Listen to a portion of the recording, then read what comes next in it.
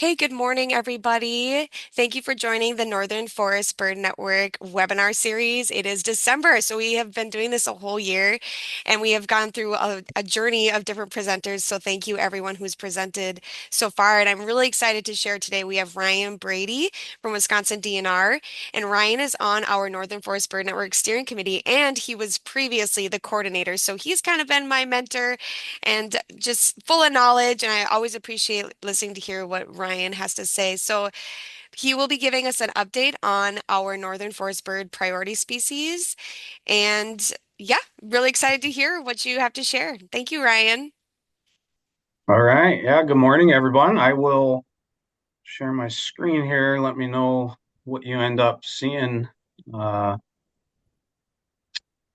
Jamie. Does that look Yep, right? looks good. Cool.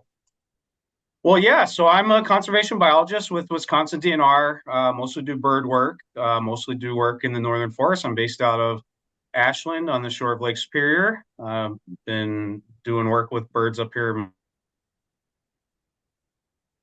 maybe 20. And so today, I wanted to kind of give a crash course on some of our priority bird species that we have through the Northern Forest Bird Network. It's going to be pretty high level stuff, and I'm not going to get to everything, and that's just the way it goes.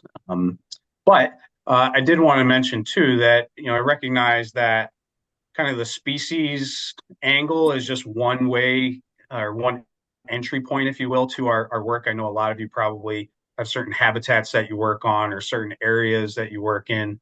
And those are all perfectly reasonable ways to kind of enter the management and conservation uh, room, if you will. And through priority species, that's another way that we kind of can approach our conservation work. I also apologize that I have a poorly timed illness, so you might have me reaching for the water or so, even the tissues once in a while here, but I will do my best to ease the pain on everybody. Let's see if I can manage to get this moving. There we go. So most of what I'm going to talk about is based off of a product of the network that we developed a few years back called the Priority Species Habitat Matrix. This originated in from our 2018 workshop that we held in Ashland. And at that point, folks said, hey, there's all these different priority lists. We don't really know exactly what we should be working on. And so could you guys maybe consolidate those? And we said, yeah, sure. So we kind of pulled those together and made one priority list for the network to focus on. And I don't expect you to be able to see all the details in this portion of the matrix, but for the most part, and I'll go through the species a little more closely here. For the most part, there's three groupings to the list or three main categories. And one was a batch of species of very high conservation concern. Another of those that are not of high conservation concern. In fact, they're maybe quite common, but a large portion of their population is found in BCR 12. So we have a significant stewardship responsibility to make sure that those species are doing well. And then lastly, we added a few for the habitat qualities that they represent or features. And these are ones that, kind of a mixed bag. They might still be somewhat common, but most of them, kind of declining and uh, maybe even edge of range that we need to really make sure we're keeping an eye on. So the other parts of the matrix, we're not going to talk much about this, but there is some very basic habitat information in the matrix from successional stages of forest through habitat types, as well as some special habitat considerations. That's not a discussion for today.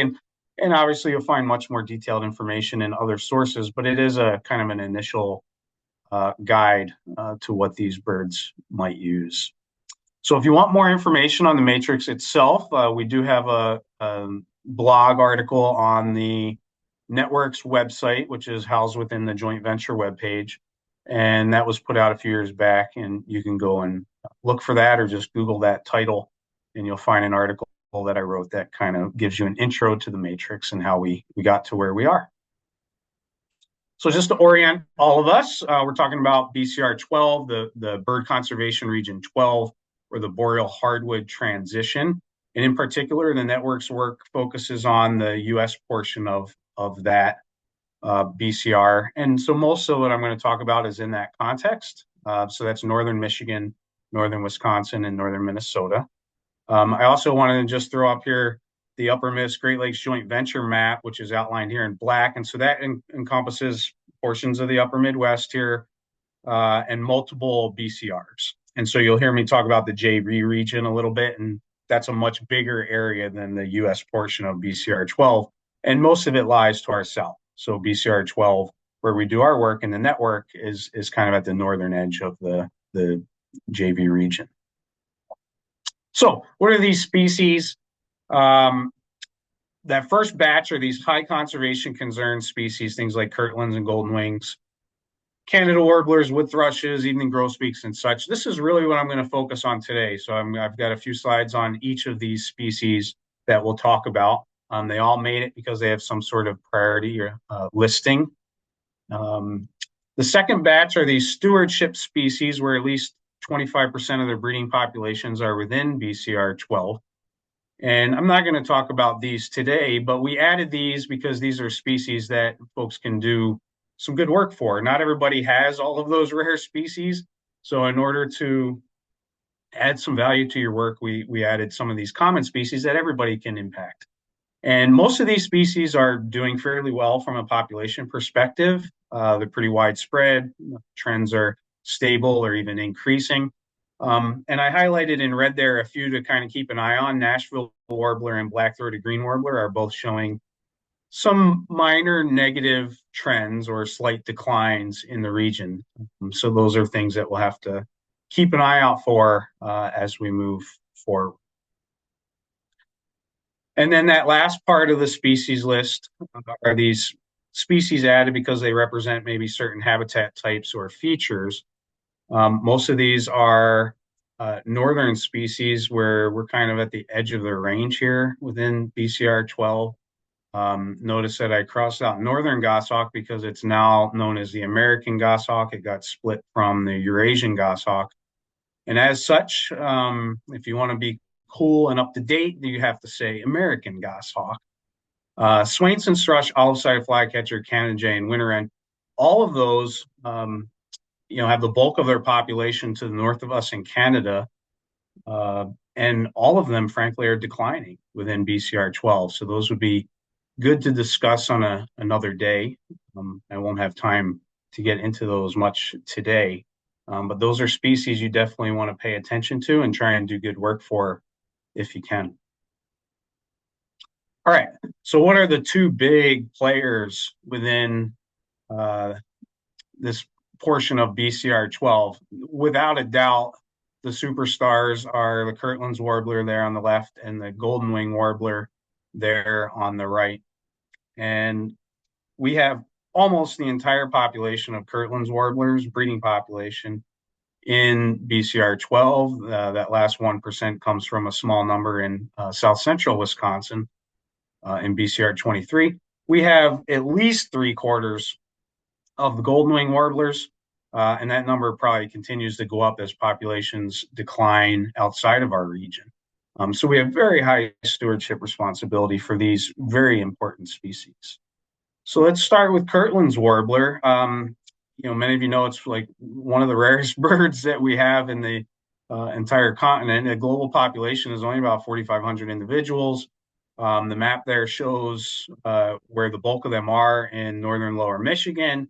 Good opportunities for them in the eastern portion of the Upper Peninsula as well. And then more recently, there's a few small scattered populations totaling a few dozen individuals in Wisconsin scattered across the three kind of sandy landscapes in the Northeast, South Central, and Northwest.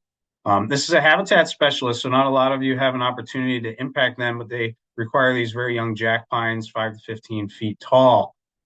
So that kind of specialized niche makes them as rare as they are, frankly, but it also limits the possibilities because not everybody can do good manage for them all over the region. And then lastly, they do winter in a very small area in the Bahamas, and so that plays an important role in their conservation as well.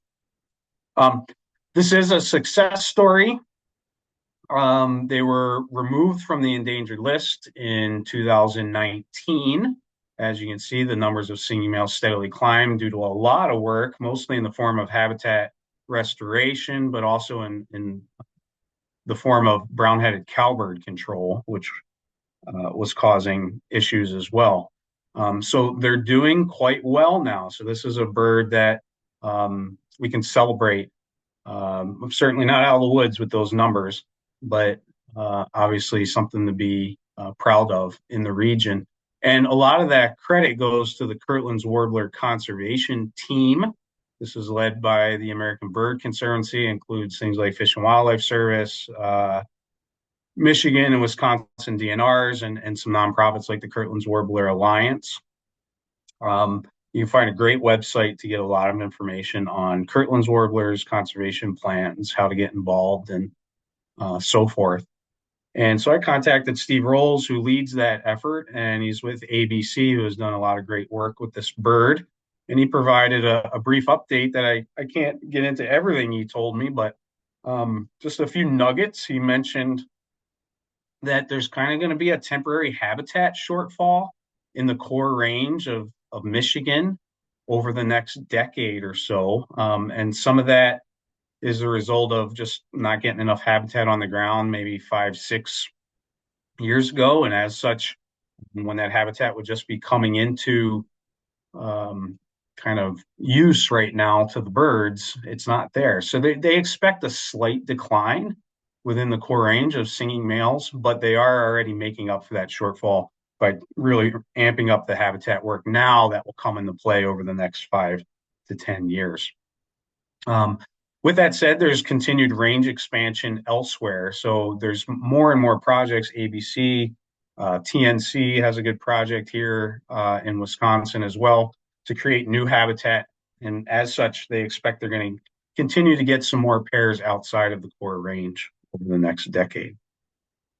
They're pushing towards more holistic management, so not just heavily Kirtland's warbler focused, but paying more attention to the other critters within that habitat and trying to manage for all of them collectively.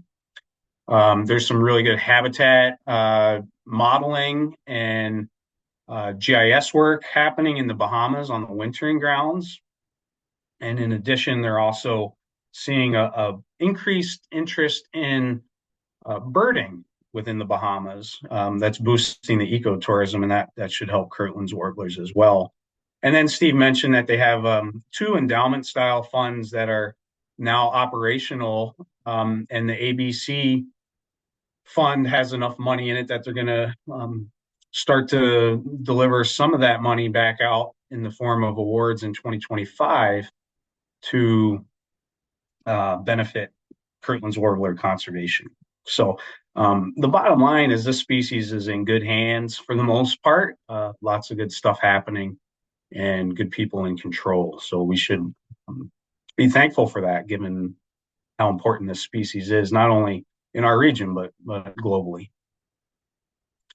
So another species in really good hands are those golden winged warblers, and golden wings. The working group is pretty phenomenal, led by Dr. Amber Roth out of University of Maine. Last year, they celebrated their 20th anniversary. And so they are very far along in the kind of the evolutionary process of working groups.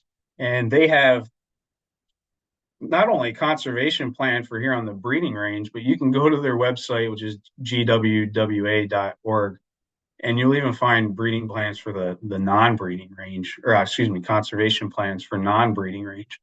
So pretty impressive group, and they've done a lot of great work, and for good reason. This bird has been declining very heavily, about 60% overall, with very steep declines in the Appalachian, the eastern populations, less steep declines, although still obviously concerning here in the Great Lakes, where the bulk of the population is. But thankfully, those declines have stabilized a bit in recent years, probably, at least in part, if not entirely, due to a lot of the great work that's been done to try and create habitat and otherwise understand this species. So all that work of the working group essentially paying off with declines really stabilizing here in the core of the range in Minnesota and Wisconsin. So if we look at this eBird status and trends abundance map, the darker the red, the higher abundance of golden wings. You can see northern Wisconsin and northern Minnesota are really the wheelhouse for this bird. Declines are definitely strongest out in the Appalachians, North Jersey, um, parts of eastern Ontario, and then even Michigan has seen quite a few declines. But here in northern Wisconsin and Minnesota, things are much better off. And so you're kind of seeing all these birds pile up into the northwest, and you're even seeing increases a bit into southeast Manitoba as the bird maybe shifts a little bit to the northwest. So, what are the main threats for this bird? Loss of habitat, which is often the main threat for a lot of these birds, both on the breeding and non-breeding grounds. Migration hazards like collisions are increasingly problematic. Hybridization with the blue-winged warbler, which is very closely related. They're about 99 point something percent the same genetically. And so, with that bird kind of moving north and encroaching in into areas that have golden wings, there's some hybridization issues. And then climate change is becoming a factor. And this group has done such a good job. They've done a lot of research. Amber Roth, Jeff Larkin, Alexis Grindy, who's in our group, all doing lots of great work in understanding this. And so, regarding climate change, Amber had this great quote, I thought, um, which essentially talks about how females in particular are on the escalator to extinction on the wintering grounds as low elevation limit moves higher, but the high elevation limit stays stationary. So they're being squeezed into a smaller geographic area where they're in competition with males and likely being pushed into lower quality habitat. So that's remarkable. And that's translated through the nanotag studies that they've done, suggesting that adult females have lower survival than males. So we have a population that's really being pinched on the winter grounds, especially the females. The species has been proposed for Endangered Species Act listing. There's currently a draft species status assessment under external review. And I think I just came out with Monarch. We're expecting a listing recommendation and public review period to come out in the upcoming calendar year. So that's something to watch for. The group has a ton of best management practices online. If you haven't found those, not only do they have a BMP guide for the entire Great Lakes region, then they have all these addendums for specific habitat types. So in this case, shrub wetlands that I've demonstrated here. So all kinds of resources for you to do great work for this bird. And the habitat story, you always hear young forest with golden wings, and that's just kind of one little part of the picture. Shrub wetlands are really important. And then collectively, we've learned more and more how important it is to have kind of a mixture of not only young or shrubby forest, but also edge and even mature forest that the birds are using in part of their life cycle, as well as grass and forbs where the birds place their nests. So it's really more complicated than just young forest. And to that end, the group welcomes you all who are doing habitat management work to submit your projects to what they're calling the Habitat Management Challenge. So if you go to their website, you'll find this where you can submit your project. And the idea here is to kind of collectively showcase all the great work that's happening for golden wing warblers. So if you've done anything for golden wings, be sure to check this out and contribute. It's real simple. You can do it right online.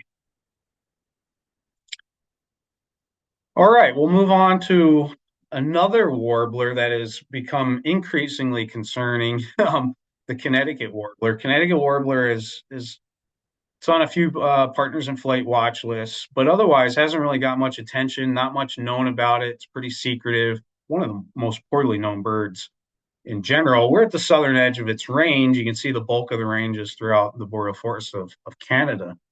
But recently, we've uncovered some very alarming declines in these birds that really warrant some immediate attention.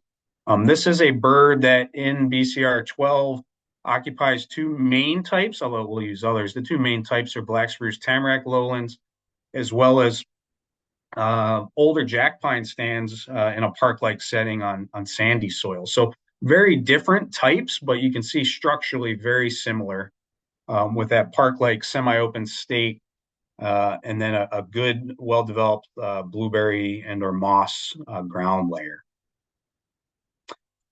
This graphic shows observations in Wisconsin. Dark greens are birds that were there a long time ago, but are there no longer. And then the warmer colors are birds that were there more recently, but are also there no longer. So you can see this bird kind of made a retreat from being a little more widespread across the Northwoods into being jammed up in the northwest corner of the state in Douglas County. And those red blocks are the last places where the bird was known. This graphic says 2021. They were known there through 2023. But as of 2024, there are no known breeding pairs of Connecticut warblers left anywhere in Wisconsin, whereas a few decades ago, there were thousands. Michigan, the story is no better, although the data is a little more sparse. These are just July records from eBird over the last 10 years, and you can see they are very few. If I added June, you'd get a whole bunch of migrants, and that would kind of cloud the picture a bit, but even June isn't much better. And in Minnesota, Alexis and her crew at NRI have done national forest surveys for many years now, and no bird has declined more consistently over the period of the surveys since the mid 90s than Connecticut Warbler. So in response to all this, we held a summit back in 2022 and formed a working group that I brought together with a bunch of Canadian partners, as well as more recently from more southern international flavor. We've also piloted some brush removal projects in an attempt to make better habitat. NRI in Minnesota has done some research work on breeding birds and kind of post-breeding movements. They're also doing a variety of surveys that Alexis can tell us about someday. We even had Alexis's crew dip over into Michigan to do some surveys at some of the best spots to see if any birds were left. And there were not, at least at the few sites that we visited.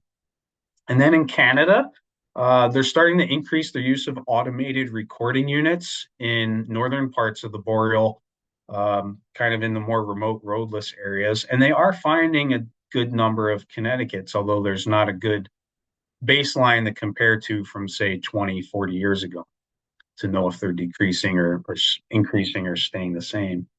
We're working on a manuscript to try and kind of raise the red flags on this bird and hoping to get that out sometime in the next year on their status and trends.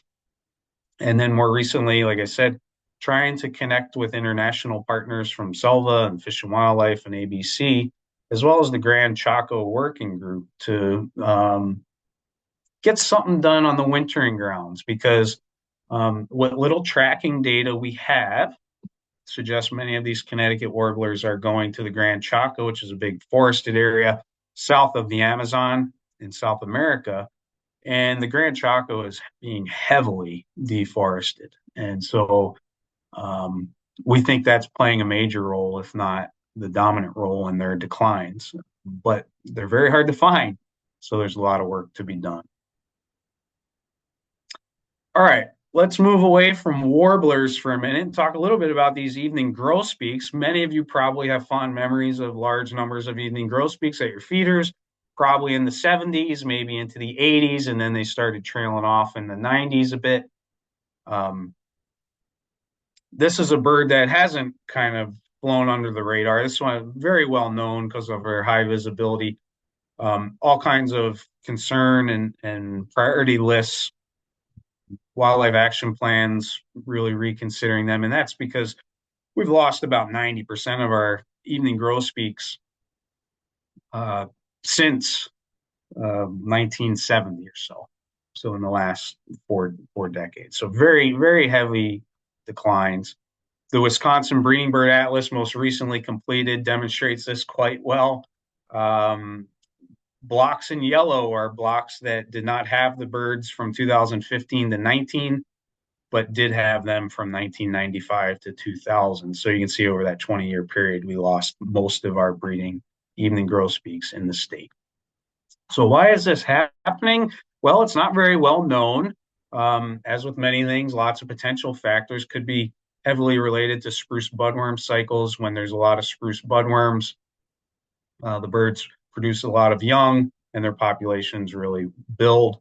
Um, but at the same time, you get too many budworms, and they defoliate the forest that they require, and so you lose this habitat that they need. So there's kind of a balance there, as well as collisions and climate change and diseases and such. So, in response to this, um, a pilot project uh, came to be as a result of the Road to Recovery initiative. And if you're not familiar, I encourage you to Google, I think it's r2rbirds.org, or just Google Road to Recovery. And this is kind of an initiative that spawned up in response to that big paper that came out in Science back in 2019 about these alarming bird declines. And this initiative was really, hey, we need to do something to really help a lot of these birds. Here's some ways that we can do that. So one of the pilot projects within this was to form an evening grosbeak working group. And this working group formed in 2021. It has 80 plus members from US and Canada, and it has kind of a structure based on topics of priority. And it's being led by David Yeaney of the Pennsylvania Natural Heritage Program and Matt Young of the Finch Research Network. Most of their work so far has focused on that middle bullet, the migratory connectivity and population dynamics. But all these groups are active and are welcoming to your participation if you're interested. So the migratory connectivity group has done a lot of tagging in our area. That's mainly occurred in Minnesota. They've done quite a bit out in the east as well. So this is a little bit of a summary that David gave me. They've marked over 450 evening grosbeaks across the range from Pennsylvania and Maine to Minnesota, New York, and even out west into Utah. So they're trying to get resites on color bands. They're trying to get positions on these other tag birds as well so that they can develop cool maps and figure out where birds are going, where they're spending their time, migratory connectivity of breeding and winter populations. So you can see a few of those tracks here showing birds moving around. And then this orange is spruce budworm outbreaks. So you can kind of see how those tracks overlap with where all those spruce budworms are. And then their wintering populations, migration, breeding, and the types of connectivity they've shown at least early on here in their pattern of movements. So a lot of exciting stuff happening with that species. Contact one of those team leaders if you would like to participate. All right, so another species that is one we need to be paying attention to is the wood thrush. And the wood thrush is more of a southern forest bird, to be honest. So the northern parts of BCR 12 uh, of Minnesota, Wisconsin, and Michigan here in BCR 12 have played less of a role historically, but they are still are on our priority list. And part of that is because there's some evidence they may be moving into our region a bit. They are an upper Miss Great Lakes Joint Venture focal species. They're an SGCN in 25 states. I think Minnesota is the only one in our region. They're threatened in Canada. And there's been a lot of work with them or concern uh, on the wintering grounds in Central America as well. So back in 2010, there was an International Wood Thrush Conservation Alliance, so another fancy word for a working group devoted to a species. Um, I honestly do not know if that group is still active. My sense is that it may not be, but that is something that you could look into, and you may find products of theirs.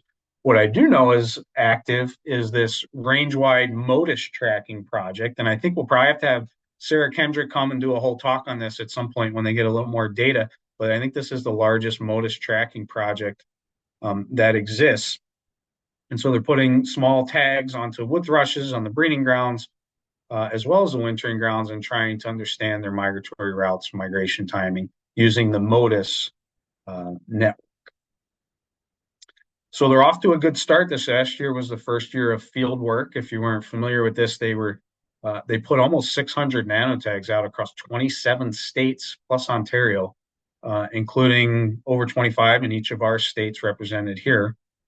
And then in this upcoming non-breeding season, their Colombian partner Selva's doing a lot of great work with birds in South America. It's a nonprofit bird conservation group. They're going to put out over 130 tags there in the wintering range. Uses the MODIS network, so all those yellow dots there are little MODIS towers that can help detect the birds that are tagged. You can see there are quite a few of them. And I mentioned that we don't have a large portion of the population here, only about 2%. There's about 9% in the Upper Miss Great Lakes Joint Venture region, but there's only about 2%. But there are long-term declines in the region, and certainly range wide as well. So here's kind of a mixed bag of trends that I wanted to demonstrate for wood thrush. On the left there is wood thrush from the Wisconsin Breeding Bird Atlas, plus 3.7. So a slight increase in the last Breeding Bird Atlas that was considered completed in 2019. So here in Wisconsin, maybe showing a slight increase. That's echoed in Minnesota's National Forest surveys as well. You can see the chipwood trend is significantly upward, as well as the regional trend through Alexis's work. And then if you look at the BBS trend map on the right, the red is bad, blue is good. You can see declining in many places, but here in kind of the northwest part of our area, northern Wisconsin and northern Minnesota, there is some evidence for increases. So it does make you wonder if there's maybe some shifting going on with this bird moving northward a little bit. As far as habitat goes, you can find great recommendations in the 2020 JV Landberg strategy. Because this is a focal species, they have some good detailed information in there. So talking about large blocks of forest, limited edge, over 80% canopy cover, etc. So turn to that Landberg strategy for some good habitat recommendations for wood thrush. Well, it's been a while since we talked about a warbler, so let's get back to the warblers. Canada warbler, as you might imagine, based on the name, most of those breed in Canada, but we do have 10% of the population here in the U.S. portion of BCR 12. This is another Upper Miss Great Lakes Joint Venture focal species. This is a bird of kind of wet woods, if you will, with a nice understory layer. So they really like these moist mixed forests. It can be deciduous or coniferous, although they're usually more in the coniferous. But the big key is there needs to be a lot of understory shrubs, pretty dense. They do like a little topography, like a ravine and that uneven forest floor. And long term, they've declined and kind of teetered back and forth on conservation lists. Those declines have stabilized a bit since 2005, albeit probably not as high of a level as we would like. Kind of a mixed bag on trends, and kind of sticking with that teetering theme. On the Chippewa National Forest in Minnesota, they've increased significantly a little bit, and that's backed by significant increases in the breeding bird survey data for Minnesota as well. Meanwhile, our latest atlas documented slight declines here in Wisconsin, where we lost the birds in the yellow blocks. And this is the eBird status and trends map showing red is declines, blue is increases. And you can see a mixed bag there as well. And they were listed as threatened in Canada back in 2010, but then they got delisted, just a special concern, in 2020. So you can see it's always been kind of on this line, if you will, of high conservation concern. But lately, seems like doing a little bit better. Regardless, there is or based on that 2010 listing, developing out of that, there was a Canada Warbler International Conservation Initiative that generated this Canada Warbler full life cycle conservation plan, which you can find online.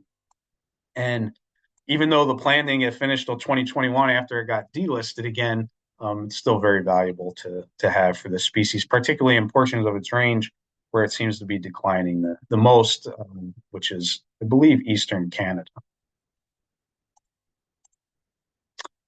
If you want the simpler version of that, I have a little species spotlight I wrote on our network page. You can go look for that in our news from the Northern Forest, where it goes through habitat recommendations, status, and so forth. But bottom line, like I said, is a nice dense understory level, usually with um, a closed canopy.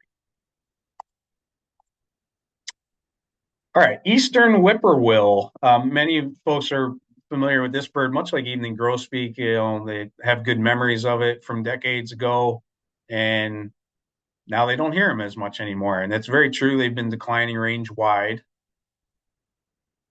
and mostly they prefer open woodlands. So they need woodlands, but they need to be pretty open. They can't be chock full of vegetation, and they also need to be adjacent to open areas where they like to forage. As such, in our region, they have um, held their own, at least it appears, in the sandscapes of BCR 12. So northern Michigan, where you have pine and oak savanna on a sandy soil, often in kind of a working forest setting that creates openings and really varies the landscape, is where they're holding on. So northern Michigan, northeast Wisconsin, central sands of BCR 23, northwest sands, and then I don't know my Minnesota soils very well, but I don't think this is sand. I think that's more open, kind of boggy, clear cut areas. So similar structurally. So why are they declining? There's a whole long list of reasons. Many of you have heard many of these. Forest is older now, it's succeeding. We're suppressing the fire. We don't have the old school farms that used to have hedgerows and grazed woodlots. We've got a lot more invasives. There's fewer flying insects. There's more skunks and raccoons depredating nests. And then on the wintering grounds, there's continued deforestation in Central America. So there's a lot of stuff going on here, and no one's really pinned exactly which one is the main problem. But they do love to eat large moths, and those populations have been documented as decreasing. There's no working group or conservation plan for this species, to my knowledge, but there is a fair bit of research that's been done. You'll find a lot of tagging work, especially in recent years with the development of better tagging, tracking technologies. And so here's one recent study that came out that documented how many of these birds were really highly concentrating, both spatially and temporally, in eastern Texas, Oklahoma, and Arkansas, to migrate around the Gulf of Mexico en route to their wintering areas in southern Mexico and Guatemala. So really a lot of pressure on an area in the south central U.S. to provide stopover habitat and reduce collisions and other hazards for these birds. You can help contribute to the monitoring of whippoorwills and other nightjars through the Nightjar Survey Network, which is a citizen-based science program through the Center for Conservation Biology based out east, I think in Virginia or Maryland. So check that out if you want to try to help to survey for the birds. There's a few species left, and we'll go short on these. Black-billed cuckoo is kind of a odd one, if you will. It's a great looking bird, but it's kind of a tough nut to crack, to be honest. It uses a wide variety of habitats, often on the younger side, but they'll be in mature forests too. But typically you want some shrubs or edginess to them. They also have variable abundance. They're somewhat eruptive, if you will. They move around following insect prey and outbreaks of caterpillars and other types of insects that they like to feast on.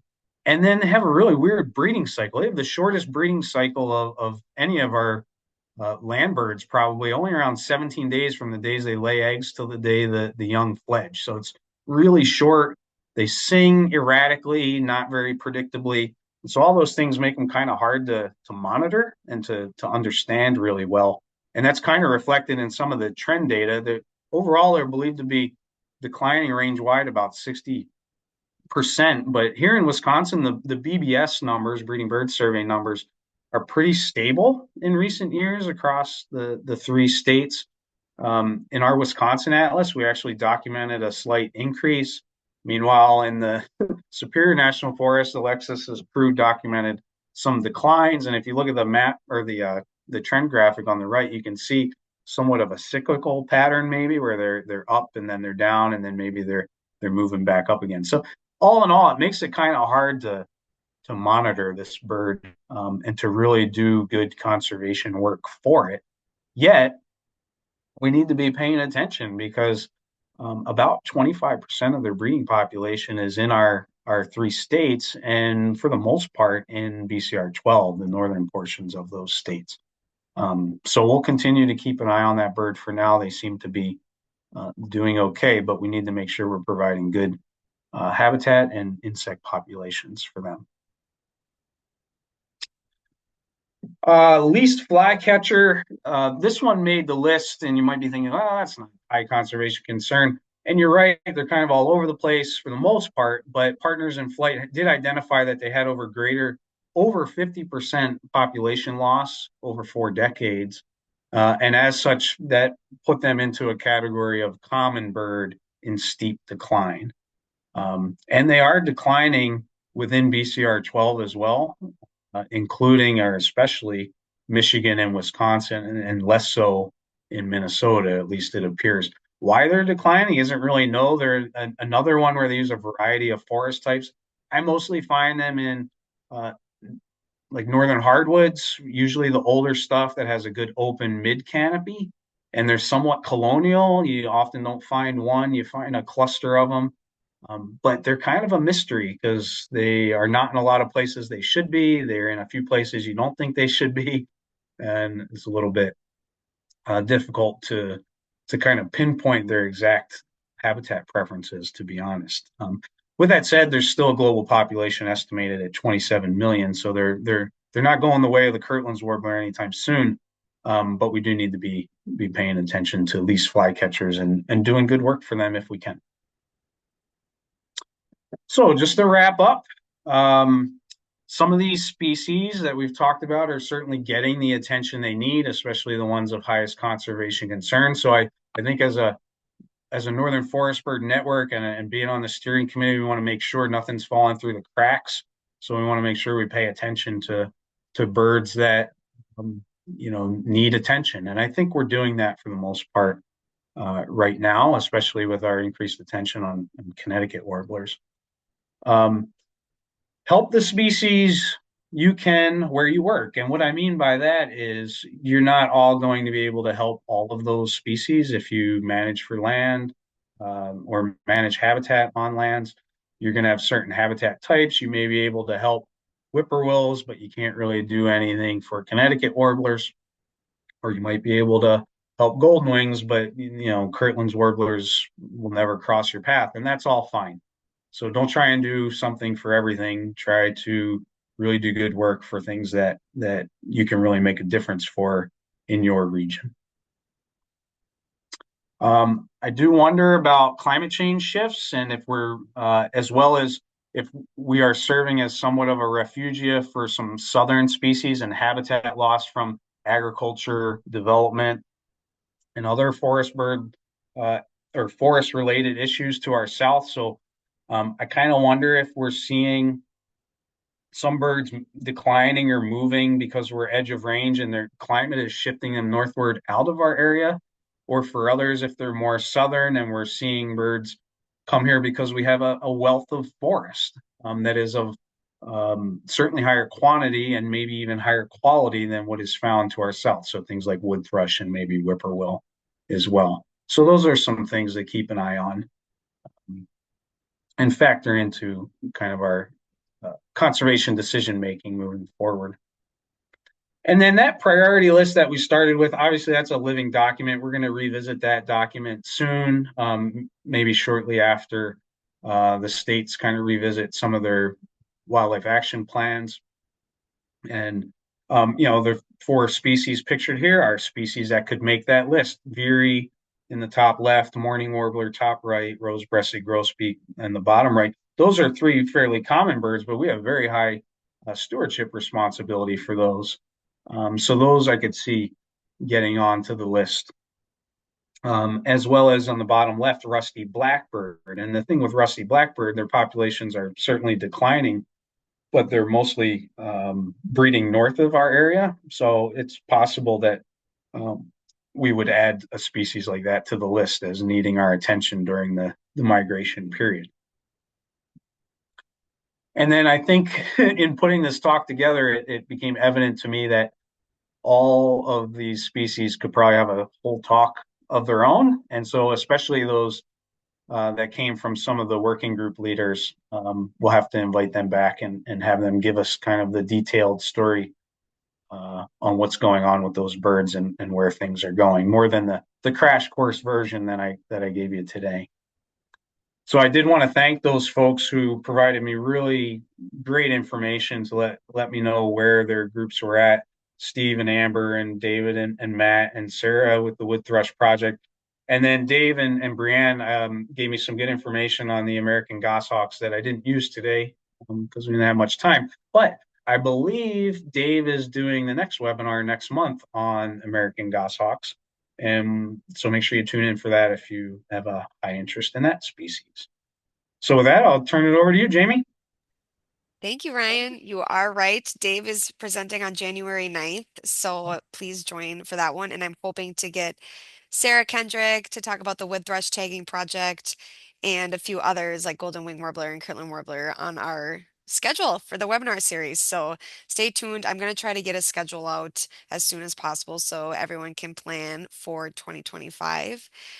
And on top of the living document discussion, Ryan, I did attend a Minnesota 2020 2025 swap meeting on Tuesday. So as everyone may know, all states update their state of or species of greatest concern and need and state wildlife action plans in 2025. So it's a 10-year program, and they are in Minnesota talking about stewardship species and such. So I think we'll be updating our BCR 12 matrix and also incorporating this matrix in forestry for the bird programs in Wisconsin and Minnesota. So it's a living document, and there's so many more species out there that we can keep our eyes on.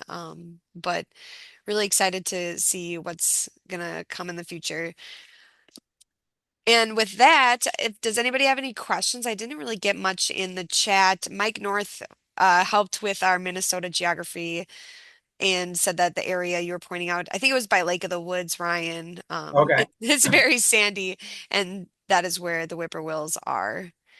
Yeah, I mean that's it. It seems to be where whips are doing the best is anywhere with those sandy soils. That's not to say they're Mhm. not elsewhere, but that does seem to be where they're doing their best. And I think if we're going to do some whippoorwill monitoring, I think those would be good places to watch because are birds faring well there over the long term, or are birds kind of piling in there from all the other places that are no longer suitable Mhm. and giving this kind of false sense of being stable?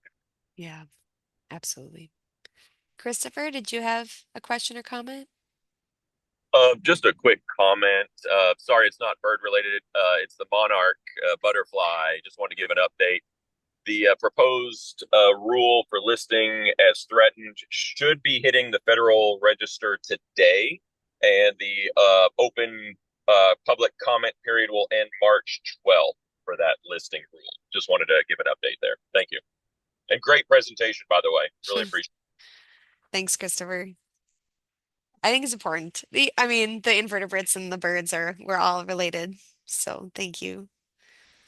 Well, and it's similar to gold wings. I mean, here in the in Wisconsin, Minnesota, Michigan, we have a bunch of like federally endangered birds or wildlife, I should say, where we house good numbers of them, but they're listed. So, like, if you add Hmm. monarch to that list, it joins like Carner blue butterfly, rusty patch bumblebee. Yep. If golden wing gets on that list too, we have the bulk of them. So it's these birds that are not doing, or these critters that are not doing well in a lot of other places, but are in our kind of neck of the woods. It presents some interesting challenges. Hmm. Anyone else have a burning question?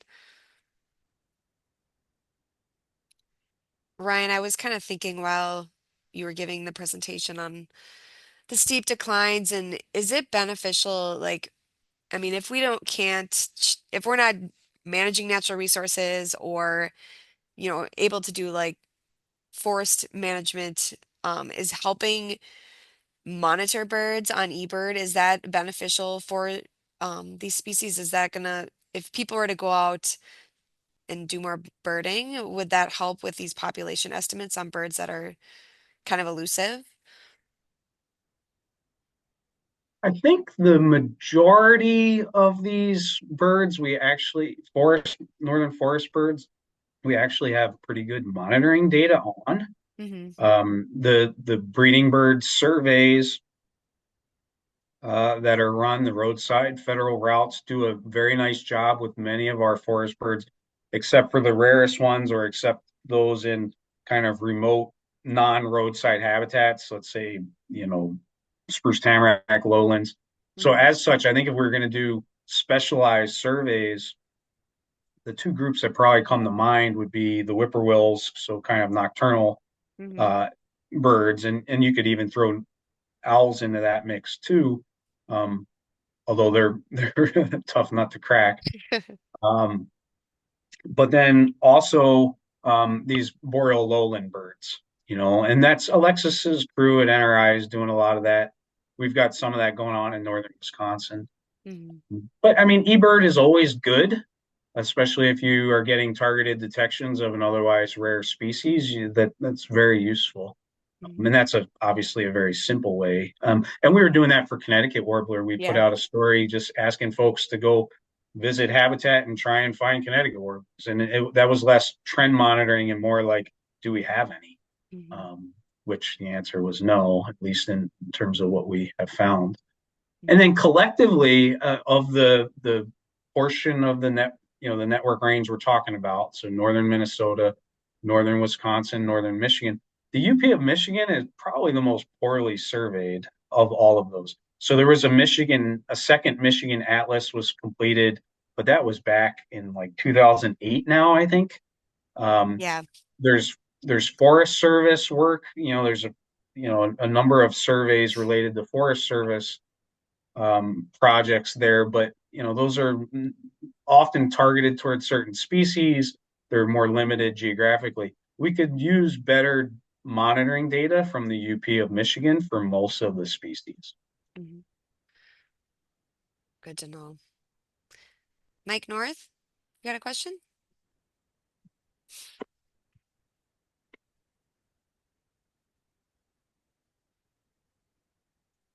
Let's see if I can unmute him.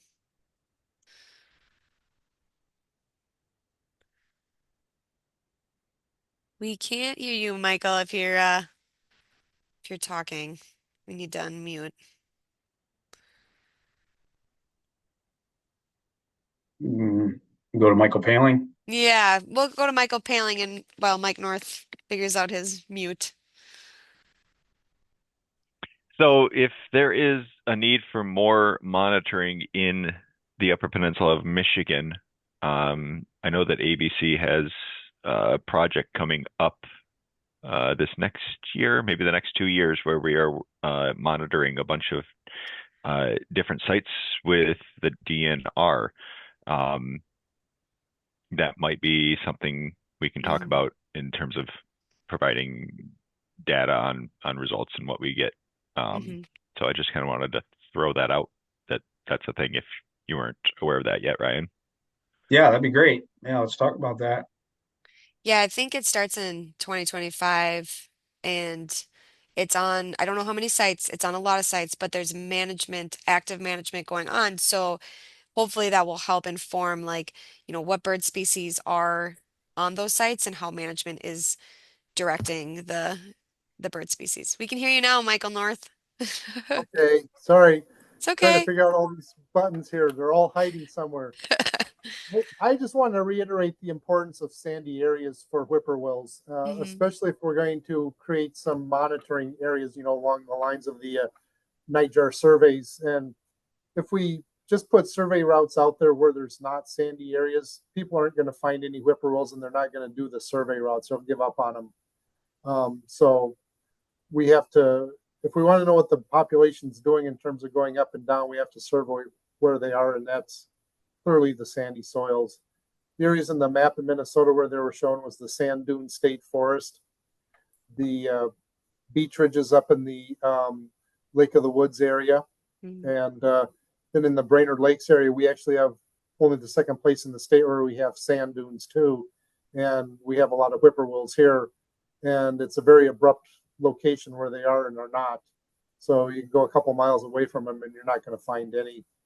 And I've also experienced that on a lake up in Cass County where on the north side of the lake, it's flat and clayey soils. And if you go to the south side of the lake, there's glacial moraines with a lot of topography and sand deposits. And you'll find the birds on the south side of the lake, but not the north side. So it's very clearly tied to sandy soils. And I think the habitat is just a reflection of the sandy soils. So when we say they're in jack pine barrens, yeah, they are, but that's because the jack pine barrens are in the sandy soils as well. Mhm. It's my take. Thank you. Yeah, Thank you. I think obviously we need a bulk of any survey effort. We would put the bulk of the routes in where they are. With that said, obviously you want at least some routes in places you don't think they are, um, even just to make sure that the birds are not moving into that habitat, or you're not failing to detect an increase into those habitats as well. So yeah, I hear you. We That's where we really should be focusing some sort of stratified survey effort if we were gonna go that route. And it seems like we can't really create those kind of environments. Like those are just areas that we need to protect for those species. Yeah, yeah, I agree with that. Almost gets a little bit easier when they're all concentrated into a certain type of landscape, Yeah. in a way. But But I yeah. think Ryan is right. If we do have some clearings in those areas, just the right spatial um, juxtaposition and the right quantity of clearing can make or break a species like that too. So Well, and I mean, but it could also be that, I do think habitat is limiting whippoorwills, and not to make this a whole thing about whippoorwills, but the prey availability hypothesis, I think, is pretty strong with that species. So even if you create, the right habitat features structurally, you may not get the birds if the large moths and other prey base are not there as well. So it's, as usual, more complicated than we'd hope. Yeah, I see a comment from Phil about Forest Service with their bird monitoring routes on the Ottawa and the Hiawatha. Um, one thing, Jamie, that maybe jot down is for our network to take stock of what monitoring is occurring in the UP Mhm. and see what the strengths are, and maybe where the gaps may be, and how we could fill those a bit. And any Michigan folks know anything about whether they're planning an Atlas 3, which wouldn't be too far off if they were going to do it?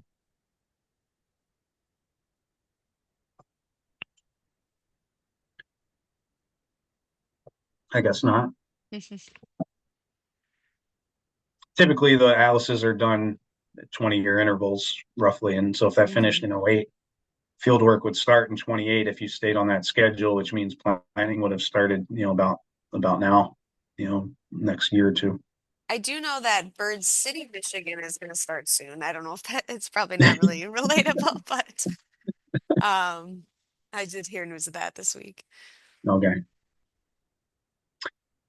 Well, yeah, hopefully some of those other species that I didn't talk too much about can come back and do those another time, or maybe we can handle those individually. Hmm. I think those stewardship species, obviously, there's probably not a whole lot to say about a lot of those fairly common warblers and forest birds.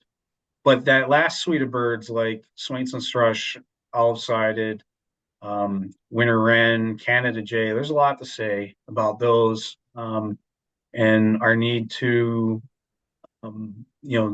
do better work for species in these conifer heavy boreal type habitats, especially lowlands, where we kind of sit at the south edge of the range, because a lot of those birds are declining heavily in Michigan, heavily in Wisconsin, and not quite as badly in Minnesota. But I have a feeling in the next few decades, all the declines will manifest themselves there as well, as these birds seem to be retreating northward. Hmm. Absolutely. Well, thank you so much, Ryan, for sharing all your knowledge and reaching out to the working group members. We appreciate all your hard work giving this presentation. It was great. All And right, stay thanks for tuned having me. in 2025. Hopefully, we'll have more working group presenters.